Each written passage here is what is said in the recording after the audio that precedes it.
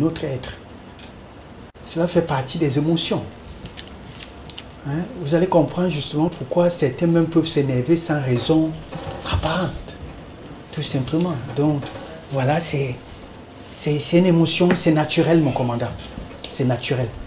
Mais ce qu'il faudrait savoir, c'est que, au-delà de cela, cela peut cacher quelque chose d'assez grave. Quand je dis assez grave, ça veut dire une pathologie qui affecte ce qu'on appelle l'hormone. Quand l'hormone, il y a un dysfonctionnement, voilà, il se trouve donc que vous soyez dans un état d'émotion à laquelle vous n'arrivez plus à vous contrôler. C'est cela l'énervement. Donc, on peut s'énerver, oui, ça fait partie, c'est naturel, on peut s'énerver naturellement, voilà. Mais aussi, il faut dire que cela également va dépendre de votre état d'esprit, de savoir pouvoir le canaliser quand on parle, parce que qui dit stress aussi, le stress peut vous plonger dans ce qu'on appelle l'énervement. Alors, si vous n'êtes pas à même de pouvoir canaliser votre stress, vous allez vous enfoncer dans ce qu'on appelle l'énervement, voilà. Donc, le stress fait partie des manifestations de l'énervement. C'est un facteur de risque. D'accord. C'est un facteur de risque, voilà. Bon, et est-ce qu'il y a-t-il d'autres manifestations en dehors du stress? Oui, manifestations, oui. Vous allez constater chez ces personnes-là l'agitation. Ces personnes sont irritées.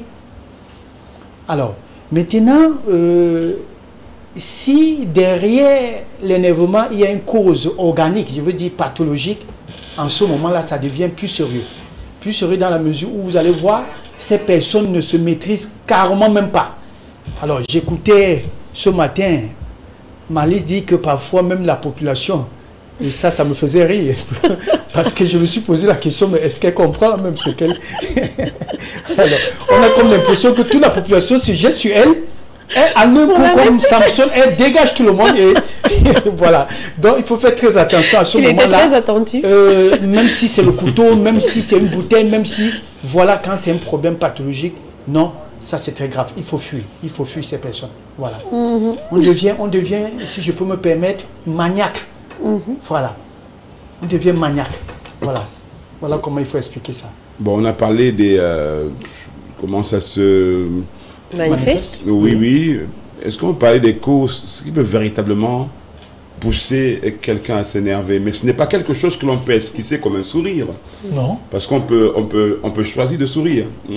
Mais on peut choisir, décider là tout de suite de s'énerver. À moins d'être un bon acteur de cinéma,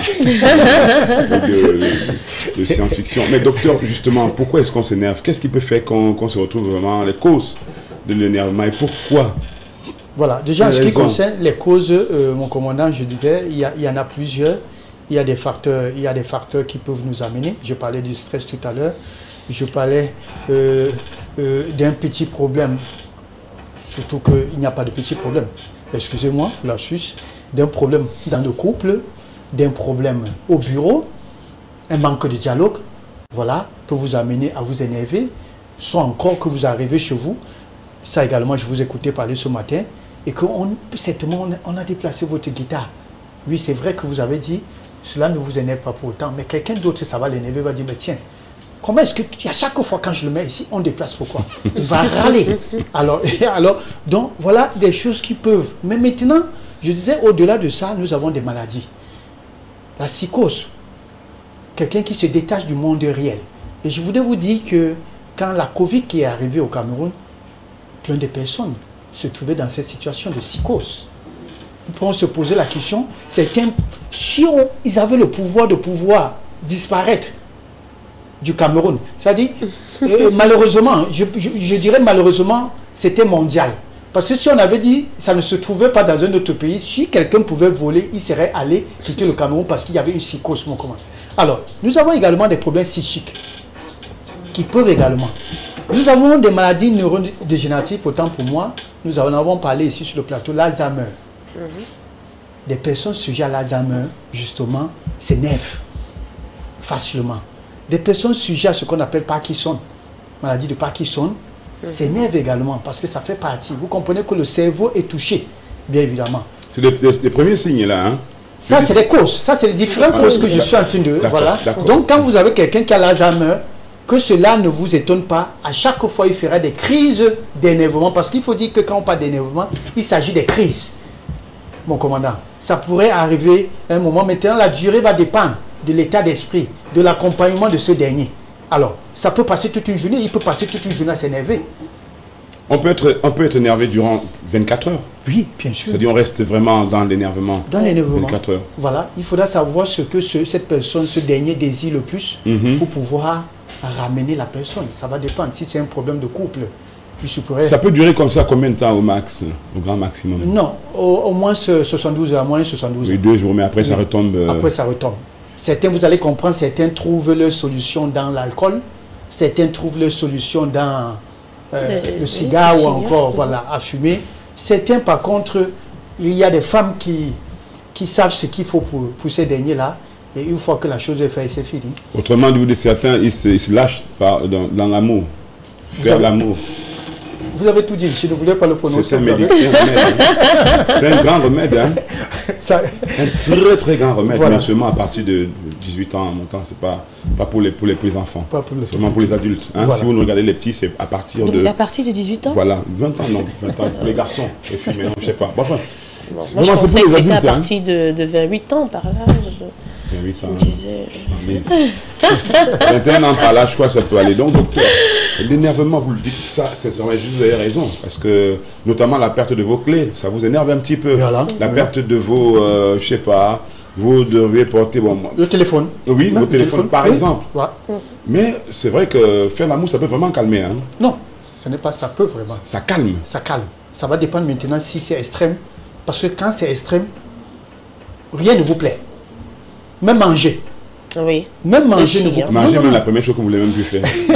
Alors vous bottez les plats et tout ça. Moi je dis parce que cela m'est arrivé déjà. C'est les meilleurs plats comme ça que vous bottez.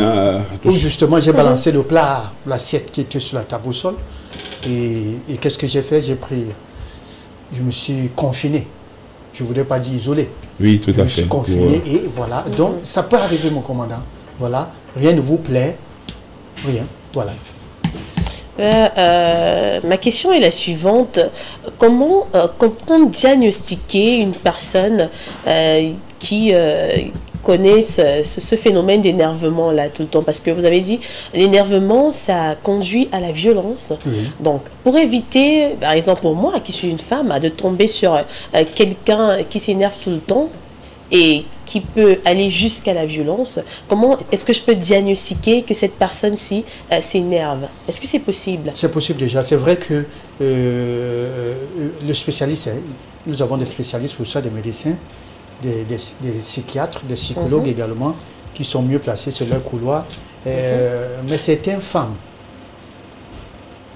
arrivent à diagnostiquer. Et pour pouvoir le diagnostiquer, il faut connaître son homme. Oui. Malheureusement, il y a certaines femmes qui ne connaissent vraiment pas leur homme. Hein. Ça, il faut le dire ainsi. Et qu'on le maîtriser. Voilà pourquoi on dit parfois, avant toute relation, il faut se connaître. Ça, c'est important. Alors, se connaître, ça aussi, c'est vrai qu'on va dire que c'est quelque chose d'assez difficile parce que pour pouvoir se connaître l'autre, il faut pouvoir se connaître soi-même. Voilà, ça, c'est important, des choses un peu difficiles. Ben, il faut dire que quand vous avez quelqu'un qui s'énerve, rapidement, parce qu'il y a des gens qui se nervent rapidement. Et pour un rien même. Voilà, pour un rien, ça vous l'avez dit, il faut l'amener à consulter, ça c'est important. Une fois arrivé devant un spécialiste, il y a toute une procédure, hein, il y a des étapes qui permettent justement, avec l'échange avec le médecin, il va pouvoir poser certaines hypothèses et il va aller plus loin jusqu'à faire des examens, parce qu'il faut dire qu'il y a des examens qui se font, hein, voilà, en ce qui concerne les crises d'énervement.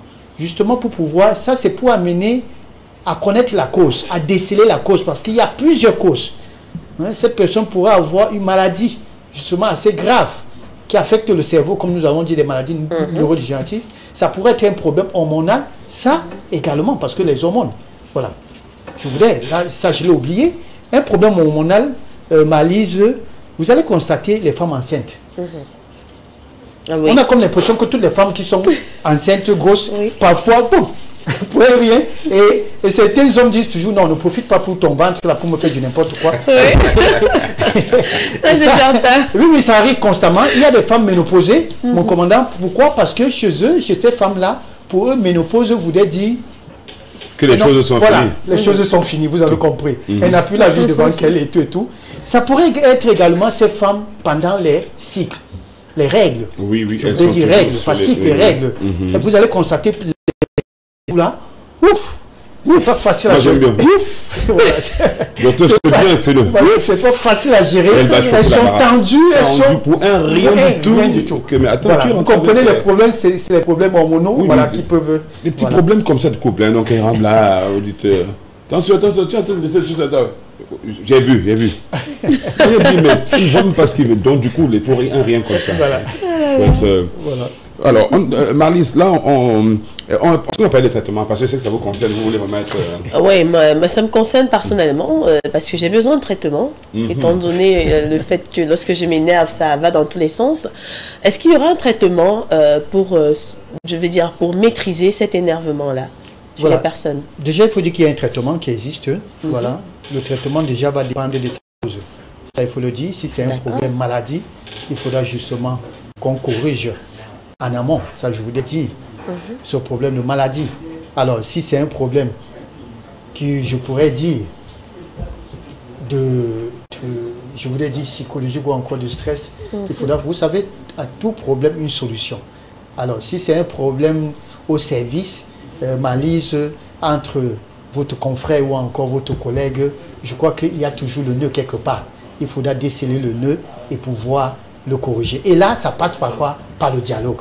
Alors donc, il faut dire que le traitement, la psychothérapie, voilà, il faut rencontrer des psychologues. Parce qu'on a toujours l'impression de croire que les psychologues sont là pour des fous. Ou des psychiatres. Non, attention, tout le monde, nous en avons besoin. Oui. Vous faites un accident, vous avez besoin d'un psychologue.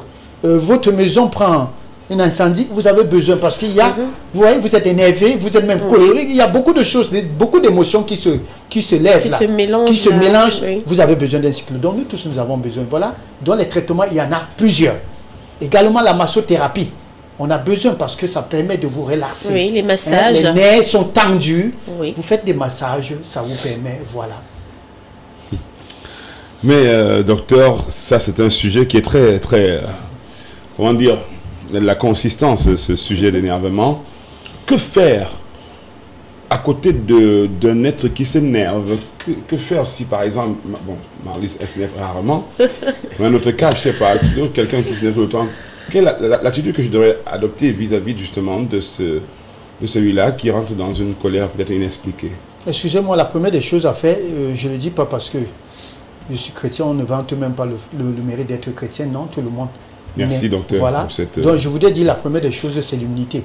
Ça, c'est... Parce qu'on a l'habitude de dire, mon commandant, si madame s'énerve et vous, monsieur, vous énervez, ça donne quoi? Il faut heureusement qu'il y ait une personne qui, on dit quoi, baisser la garde. La personne qui baisse la garde amène l'autre à comprendre que, mais tiens, ce que je fais n'est pas bon. Alors, si vous devez vous monter sur vos chevaux, s'il faut dire encore, non, ça ne donne rien, mon commandant. Alors, c'est un problème assez réel dans les foyers. L'homme, on dit, femme, soyez soumise. Et ça, c'était dangereux parce que nous avons plusieurs interprétations à cela. Du coup, la femme dit que ce n'est pas parce que c'est toi l'homme. Non, ce n'est pas possible. Toi, c'est toi qui dois te soumettre. Non, ce n'est pas ça le problème. Docteur, allons d'abord comprendre un petit peu, Marlise, nous on a réalisé un travail dans la rue. Oui. Des amis qui ont bien voulu s'exprimer. Qui ont bien voulu s'exprimer par rapport à ce phénomène de l'énervement. On va aller dans la rue pour les écouter.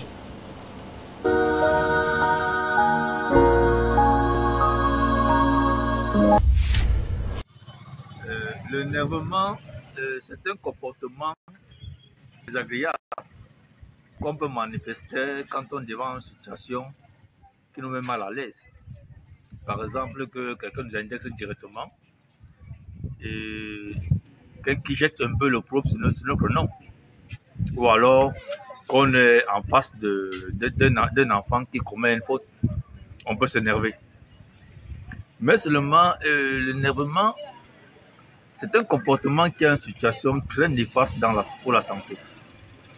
Ça cause des maladies cardiovasculaires, ça va augmenter la tension artérielle. Donc moi je pense que devant n'importe quelle situation, il est très important de se maîtriser. Parce que le plus souvent, nous qui avons des enfants, nous avons toute tendance à nous énerver. Mais seulement, c'est pas facile de tenir vraiment le comportement quand on est devant une situation désagréable qui nous met mal à l'aise. L'énervement, en fait, moi, je trouve que l'énervement, en fait, c'est une mauvaise chose pour la santé de l'être humain. Un être humain, pour être en bonne santé, doit toujours sourire, parce que le sourire procure de la santé, du plaisir, de la joie, du bonheur. Lorsqu'on s'énerve, ce n'est pas bon pour la santé de l'être humain. En fait, c'est un impact sur la santé. Non seulement, ça nous donne les rides, ça nous fait vieillir, ça nous fait être aigris, ça nous fait être hypocrite, ça nous amène à être jaloux. Donc, pourquoi s'énerver alors qu'on peut être heureux, sourire? Voilà, c'est tout. Donc, mes chers amis, je vous exhorte à ne plus vous énerver, à plus sourire et à partager vos problèmes avec. Donc, on ne peut pas compter le nombre de fois qu'on s'énerve parce que même les enfants à la maison, lorsqu'ils font des trucs qui font en fait se fâcher, bon, bref, on se fâche. Il arrive des fois également, il arrive des fois qu'on regrette et puis on remet en cause cette attitude d'énervement et puis on voit que ça ne sert à rien de s'énerver, c'est plus mieux de causer, de dialoguer. L'impact de l'énervement sur la santé, l'énervement déjà n'est pas une bonne chose. L'énervement peut t'amener à poser des actes qui ne tiennent pas. Et cela peut aussi avoir un impact négatif sur ta santé. Augmenter la tension, augmenter les nerfs et causer beaucoup de choses. Donc déjà, moi je pense que la nervosité n'est pas une chose qui soit bien. Et là, je ne peux pas exactement compter, mais en une année, je peux m'énerver même 100 fois. Des choses, par exemple, je suis arrivé chez moi, j'ai trouvé que madame n'a pas préparé. Ça m'a énervé. Par exemple, je suis rentré à la maison, j'ai trouvé que j'ai laissé ma bière au frigo. Je ne l'ai plus retrouvée. Il y a beaucoup de choses qui peuvent m'amener. Par exemple, j'ai pris une moto en route. La moto m'a dit 500, arrivé dit que non, il avait plutôt négocié à 700. Beaucoup de choses que m'amener. Essayer d'être doux. Juste essayer d'être pacifique. Parfois, ça peut te faire mal au cœur. Mais tu digères ça en soi et tu décides de ne pas t'enflammer.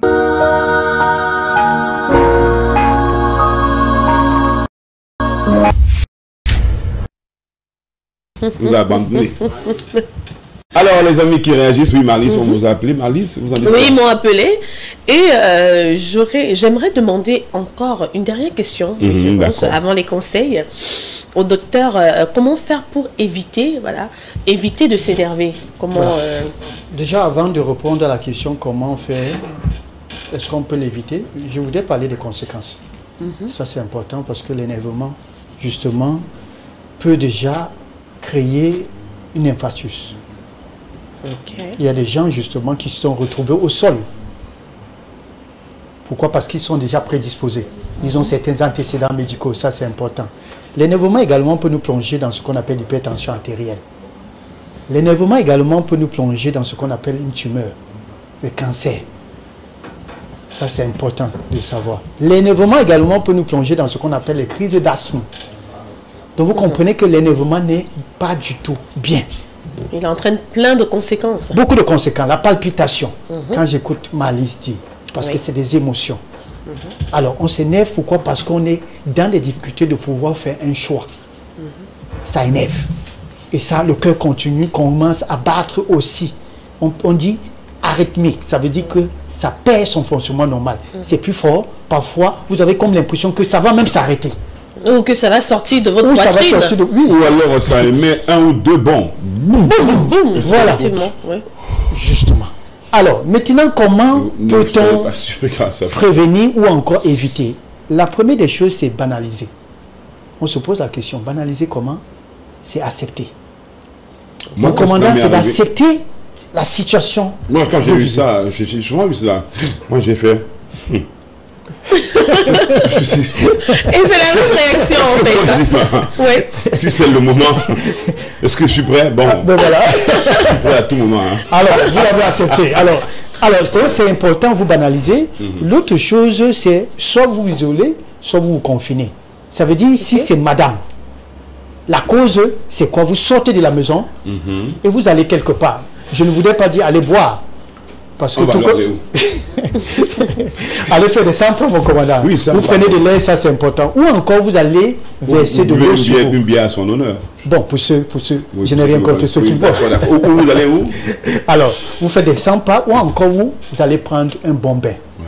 Ça c'est important. Vous pouvez aller dans une piscine, ça c'est bon. Si c'est Parce la qu'il nuit, faut le dire que vous dimanche, allez... n'allez pas. Le dimanche. Mais surtout, n'allez pas vous retrouver ailleurs. Hein. Alors, vous savez de quoi je parle. Ailleurs, là. Voilà, vous avez compris. Si Voilà. ça devrait être une thérapie pour vous, vous pourrez. Vous êtes dans les conditions de pouvoir vous trouver là-bas et vous faire soigner en quelque sorte. Donc, il faut dire que prévention, oui, ça existe. On peut prévenir cela. C'est, en un seul mot, mon commandant, c'est d'accepter. En un seul mot, c'est d'admettre. En un seul mot, c'est de dialoguer, mon commandant. Le dialogue est important. Voilà. On arrive à la fin de cet entretien, on n'a pas vu le temps passer, hein, docteur. Oui, On tout à fait. On n'a pas vu le temps, mais tes conseils. Là, ce que je suis en train de manger, c'est des dates, excusez-moi. Ce n'est pas, je ne demande pas directement souvent ici, mais vous parlez beaucoup de dates dans nos discussions, souvent. Oui, de la santé. les dates sont sources d'énergie. Ça, c'est important. C'est Il y assez a un week-end riche. qui va être Assez riche en sucre parce que c'est vrai que sur d'autres plans, c'est un vibro. Alors, qui dit vibro, aphrodisiaque. Voilà. Donc, ça, pas seulement pour l'homme, mais également pour la femme. Mais également, Manger ça, puisque manger nous ça. parlons de l'énervement, c'est bon parce que le cerveau a besoin du sucre, mais du bon sucre. Oui. Quand vous êtes énervé, n'allez pas prendre du chocolat marron ou du chocolat au lait. Du chocolat noir, c'est bon. Ok, c'est C'est meilleur. cardioprotecteur, c'est bon pour le cœur. Oui. Voilà pourquoi les chocolats noirs, vous pouvez en... C'est bon, mais je ne demande pas de finir toute une société. Alors, ça c'est important. Mais je voudrais dire, il faut savoir extérioriser. Comme conseil que je voudrais donner, ne gardez pas. Quand vous gardez, mon commandant, le cœur finit par exploser. Et quand ça explose, c'est grave. On peut vous trouver facilement dans la dépression.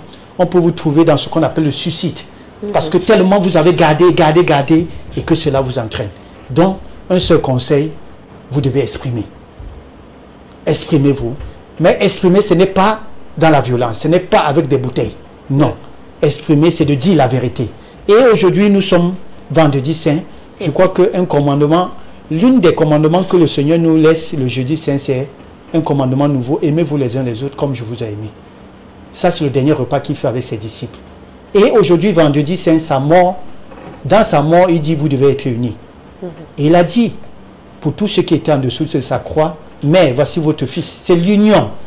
Alors, pour tous ceux qui comprennent ça, on comprend facilement que à chaque fois qu'on devrait s'énerver, on devrait penser que nous tous, nous sommes un. Ça, c'est important. Et s'accepter mutuellement. Voilà le conseil que je peux donner souvent. C'est avec ce beau conseil que l'on va vous souhaiter de passer un bon week-end, docteur.